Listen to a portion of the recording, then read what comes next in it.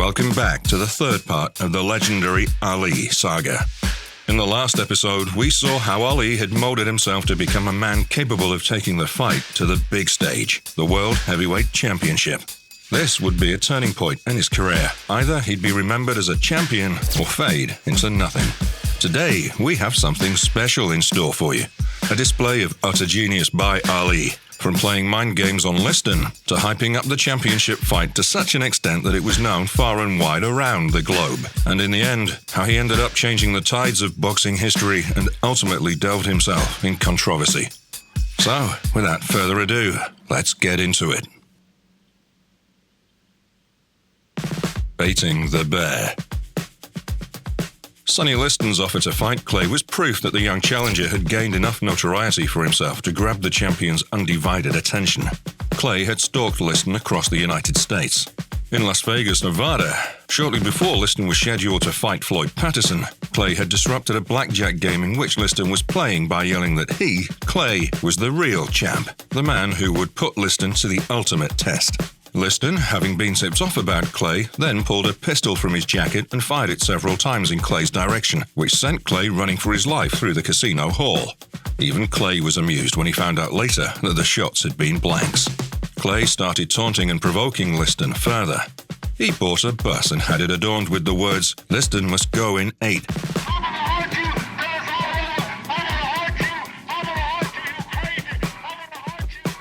On the day of the contract signing, he arrived at Liston's home in Denver with the press in tow and woke up the champion at 3 a.m. shouting, "Come on out of there! I'm gonna whip you now!" I blowed my air horn, woke him up, and he came out in the middle of the night in his underclothes, his robe, and he had a big stick. And he said, "You get out of my yard." And I said, "You big ugly bear, you. I'm gonna see you tomorrow for the signing, and I'm gonna knock you out in 8. Liston, who had just moved into a white neighborhood, was furious about the attention this caused. Clay continued to harass Liston by driving the bus to Surfside, Florida, where Liston was training and repeatedly calling him the big ugly bear. Liston grew increasingly annoyed as Clay continued to hurl insults. Clay insisted to the press that he'd knock out Liston in 8 rounds. Clay's behavior didn't win him any favor with white Americans, and in fact, it made Liston a more likable figure. Murray Kempton, the editor of the New Republic, wrote, "Liston used to be a hoodlum. Now he's our cop. He was the big Negro we pay to keep sassy Negroes in line." Clay's actions were believed to be a deliberate form of psychological warfare designed to unsettle Liston by making him angry, encouraging his overconfidence, and even fueling uncertainty about Clay's sanity. Clay himself stated, "If Liston wasn't thinking nothing but killing me, he wasn't thinking to fight." Former world heavyweight champion Joe Louis said, "Liston is an angry man and he can't afford to be angry fighting Clay." Clay's antics only fueled Liston's belief that Clay was scared, which Clay's camp did little to dispel. Clay later said, "I knew that Liston, overconfident that he was never going to train to fight more than 2 rounds. He couldn't see nothing to me but mouth." In contrast, Clay trained hard for the fight, studying films of Liston's prior bouts and even detecting that Liston telegraphed his punches with eye movement. A call from Islam. In the summer of 1963, Clay more or less secretly changed his name, first to Cassius X and then to Muhammad Ali. Publicly, he was still known as Cassius Clay. To his black Muslim brothers and sisters, he was known as Muhammad Ali. Ali subsequently hired several Muslims to join his entourage. He took on Captain Samuels, the leader of the Miami Mosque of the Nation of Islam, as his security chief and bodyguard, and he retained the services of several Muslim women to cook the careful and restricted diet that is required of all followers of the Nation of Islam. He also forswore the use of alcohol, coffee, cigarettes, and all non-medicinal drugs. Ali had good reason to keep his conversion to Islam a secret. Bill McDonald, the promoter of the fight, learned of Ali's association with the black Muslims. Malcolm X had visited Ali's gym in Miami, and newspapers in New York had carried articles about Ali's visit to a Muslim mosque in Harlem. Claiming that Ali's conversion to Islam was bad publicity for the fight and could cause him to lose the money he'd invested in promoting the fight, McDonald demanded that Ali make a public statement disavowing support for the Nation of Islam. Ali refused to do this, so McDonald tried to cancel the fight. A day of tense confrontations between the white promoter and the black challenger followed. The reluctant promoter was persuaded to let the fight go on only after hours of wrangling with Ali's trainer Angelo Dundee and his managers, the Louisville Millionaires. The weigh-in. I don't get hit, I'm so pretty. On the morning of the fight, Ali's antics reached a crescendo during the pre-fight weigh-in and physical. Previously, championship bout weigh-ins were dull and routine. However, Ali arrived in the weigh-in room wearing a denim jacket with "Bear Hunting" written on the back and carrying an African walking stick. He began waving the stick and shouting, "I'm the champ! Tell Sonny I'm here! Bring that big ugly bear on!" As Liston entered the room, Ali erupted shouting, "Someone is going to die at ringside tonight," and calling Liston a chump. The scene became chaotic, with members of Ali's entourage having to restrain him. Writer Mort Charnick thought Ali was having a seizure, while Robert Lipsyte, a writer for the New York Times, described the situation as a police action with a lot of movement and noise. As a result of his behavior, Ali was fined $2,500 by the commission. His heart rate was so high, registering at 120 beats per minute, that Dr. Alexander Robbins, the chief physician of the Miami Boxing Commission, declared him emotionally unbalanced, scared to death, and liable to crack up before he enters the ring. Robbins also stated that if Ali's blood pressure didn't return to normal, the fight would be cancelled. Despite this, a second examination an hour later revealed that Ali's blood pressure and pulse had returned to normal, and it was all just an act. Ali later said, "Liston's not afraid of me, but he's afraid of a nut." Run for the heavyweight championship belt. Although he was an Olympic gold medalist and undefeated world champion heading into his title challenge, Muhammad Ali was a massive underdog at 8-1 odds. You think you can beat Sonny Liston? I don't think I can beat him. I know I can beat him. Liston at the time was the scariest heavyweight champion ever, and almost everyone predicted a fast first-round knockout. Knocking out Wayne Mathia in the first round. In round one, Liston comes out fast and is all business. In fact, of the 46 sports riders at ringside, 43 had picked Liston to win by knockout. With an 84-inch reach and the largest fists in the history of the division, Liston resembled a bear swinging telephone poles as clubs. Sonny Liston, I watched him here in the gym a few months ago when he was here to fight Howard King. And he can hit a guy in the elbows and just about break his arm. Ali played up Liston's scary image and cast himself in the role of hero, readying to slay a dragon. I saw Sonny Liston a few days ago, Cash. Ain't he ugly? He's too ugly to be the world's champ. The world's champ should be pretty like me. Ali was asked how he would approach the bout with the unbeatable world heavyweight champion. Clay famously responded, "Float like a butterfly, sting like a bee. Your hands can't hit what your eyes can't see." No one, except perhaps Ali himself, could have predicted that this remark would help propel him to a near-mythic status. You know how great I am. I don't have to tell you about my strategy. I can let my trainer tell you. Bodini, come here. Bodini, tell him, what are we going to do? You're going to float like a butterfly and sting like a bee. Ah, rumble, young man, rumble. Ah, that's what we're going to do. You heard it. That's my trainer. He'll tell you.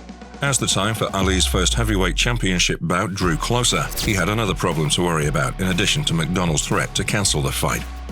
He'd begun to receive threatening phone calls from people who had learned of his conversion to Islam and disapproved of his outrageous behavior. Racial slurs and death threats were hurled at him. He was told that no matter what he might do in the ring, he'd not win the fight. Ali became extremely cautious, even with those who were helping him train. He knew that two ways to defeat a boxer were to poison the water he drank between rounds and to put an astringent substance that would affect his vision into the water that was used to wipe his face between rounds. Consequently, Ali allowed only Muslims to handle these chores. Even Angelo Dundee, who would remain with Ali throughout his career, was prohibited from doing them. From Denver, Colorado, The title bout began with Ali, still known to most of the world as Cassius Clay, and Liston facing each other in the ring as the referee gave them instructions. In the event of a knockdown, a man that is down must take an 8 count. Man standing up will go to a... Ali talked through his mouthpiece to Liston, who, as he usually did just before a fight was about to begin, silently stared at his opponent. A former Union strongman, Liston was big and tough. His wrists were as large as most men's calves, and he was one of the hardest punchers in all of boxing. Good luck. Shake hands. Looking for a quick knockout, Liston charged Ali in the first round, relentlessly stalking him around the ring. Sometimes Liston even ran right at him to deliver his ferocious roundhouse punches, which Ali neatly sidestepped or avoided by using a trick he discovered at Stoner's Louisville gym. He'd lean away from an oncoming punch at the last possible moment, and the punch would harmlessly whiz by his face. Ali didn't throw many punches until he gauged Liston's strategy, which was to score a knockout as early as possible. In the latter part of the first round, Ali began to hit Liston with quick, precise jabs that snapped the champion's head around. Well, Steve, I think this was the greatest round ever.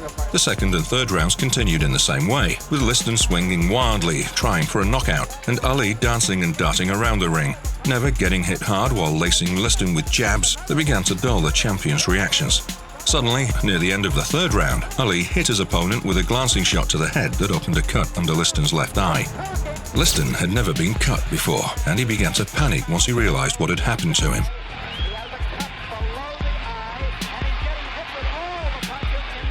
Liston wasn't used to going beyond 3 or 4 rounds. In most of his fights, he'd knocked out his opponent before the 5th round. As the 4th round took place, the champion began to tire.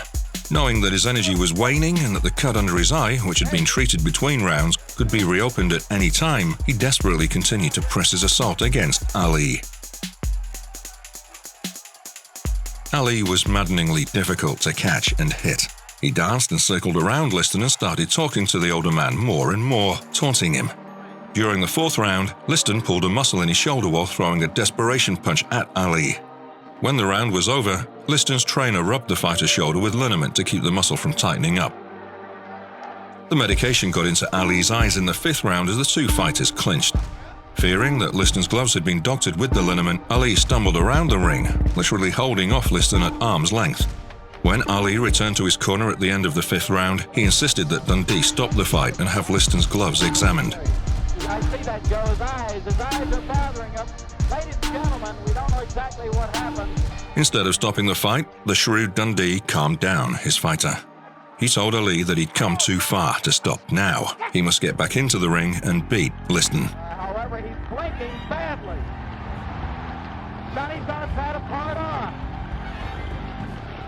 Ali's eyesight slowly cleared up in the 6th round. Liston, however, was still having his troubles. He was breathing heavily, his energy was spent, and he couldn't punch well with his damaged arm. Ali hit him with some more hard shots to the head before the round ended.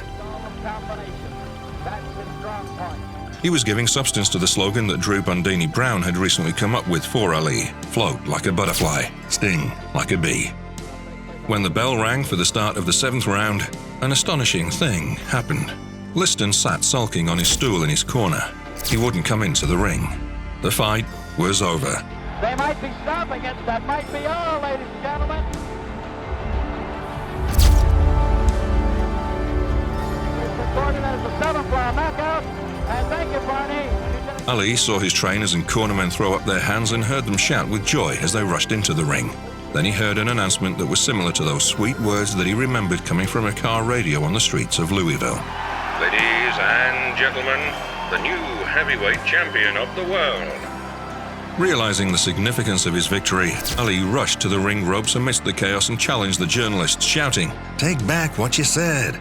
This iconic moment has been played over and over again in the years that followed, with Ali repeatedly declaring, "I'm the greatest," and "I just shook the world." I am the king of the world. Hold it. I'm pretty. Hold it, you're not that pretty. I'm a bad man. Wait. I shook up the world. He holds hands too low. Well, I'm still pretty. The bag couldn't hurt me. The bag couldn't even get a good lick. I'm so pretty. Oh, I'm so great. Oh, I'm so pretty. I shook up the world. Ali was initially reluctant to attend the customary post-fight press conference. When he finally showed up, he scolded the reporters as hypocrites and exclaimed, "Look at me, not a scratch on me. I could never be considered the underdog. I'm too great. Hail the champion." Liston said he quit the fight because of a shoulder injury, and there were allegations of a fix as soon as the fight ended. Following Clay's upset victory over Liston, both fighters were almost immediately embroiled in a controversy that was considered detrimental to the sport of boxing. Liston was involved in arrests, while Ali's affiliation with the Nation of Islam raised eyebrows. Doubts were raised about the legitimacy of the fight due to the presence of a rematch clause in the contract between the two fighters, leading some to believe that Liston had a financial incentive to lose the bout. Organizing a rematch proved to be a challenge as state boxing commissions were reluctant to grant licenses, and finding a suitable venue was difficult. However, Massachusetts agreed to host the fight, which resulted in the suspension of the Massachusetts Boxing Commission by the WBA. The rematch was set for November 16, 1964 at the Boston Garden, with Liston being heavily favored as the 13-5 favorite. Liston trained rigorously for the bout and was in the best shape of his career, according to Times magazine. Meanwhile, Ali continued to taunt Liston, bringing a bear trap to the pre-fight physical and jokingly announcing that he might start manufacturing a Sonny Liston sit-down stool. Just 3 days before the scheduled fight, Ali was hit with a setback as he required emergency surgery for a hernia that had become obstructed. As a result, the bout had to be postponed for half a year. The rescheduled date was set for May 25, 1965. A fight ripe with controversy. The heavyweight champion of the world, Muhammad Ali. The outcome of the second Ali vs. Liston fight is considered one of the most disputed in boxing history. During the first round, Liston threw a left jab, and Ali countered with a swift right hand that allegedly knocked the former champion down.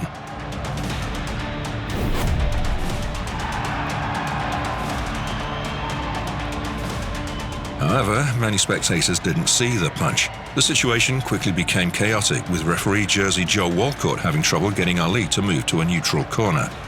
Ali stood over Liston, gesturing and yelling, "Get up and fight, sucker!" and "Nobody will believe this," before starting to celebrate his victory by prancing around the ring with raised arms.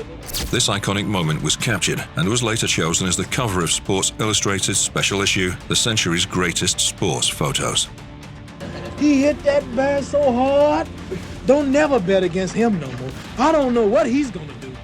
Ultimately, the two bouts launched one man and ruined the other. The fights contributed to Ali's mystique of beating seemingly insurmountable foes. For Liston, the fights left his reputation in tatters. Stay tuned for the next episode as we show you that this was just a stepping stone for Ali's career and how he'd continue to shock the whole world. How hard was it? No, let me tell you. 4/100ths of a second, which is exactly I blinked. I blinked, okay. And then the people who missed that punch blinked at that moment. I'm gonna hit you 6 times before you count 2. Okay. Go. 1, 2. You wanna see it again? With that said, thanks for watching, and please like and subscribe if you guys enjoyed.